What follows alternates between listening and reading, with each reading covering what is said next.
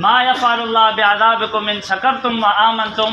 त अल्लाह से पंहिंजे बाननि खे चवे थो पियो त ए बानो मूं अल्लाह खे तव्हांखे अज़ाब ॾियण खां छा मिलंदो, बयान थो ॾे त अल्लाह साईं तव्हां पंहिंजे बाननि खे अज़ाब ॾे, अल्लाह खे छा मिलंदो, अल्लाह खे को इनाम मिलियो। हिन महिल सॼी सिंध बुड़ियल आहे, ख़ुदा जो को बंगलो ठहियो हुजे या ख़ुदा जी का मिल्कियत में इज़ाफ़ो थियो हुजे, को आशे थी आहे, का शइ न थी आहे। अल्लाह साईं चवे थो त अगरि तव्हां शुकुरु कंदव ऐं ईमान आणींदव त अल्लाह साईं तव्हांखे अज़ाब छो कंदो।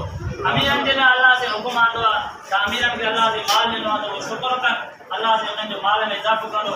ग़रीबनि खे अल्लाह से माल थोरो ॾिनो आहे त उहे ग़रीब सब्र कनि, सब्र में बि अल्लाह जी जन्नत रखी आहे ऐं शुक्र में बि अल्लाह जी जन्नत रखी आहे। इहा आफ़त आहे, असांजे अमाल जी सज़ा आहे। सभ खां पहिरियों असां अल्लाह जी तरफ़ रुजू थियण जी कोशिशि कयूं ऐं निमाज़ जी पाबंदी कयूं, निमाज़ पढ़ूं। निमाज़ पढ़ंदासीं त अल्लाह असांजी मुसीबतूं दूरि कंदो, घणियूं न कयो। त इन जे करे तव्हां असां मुस्लमान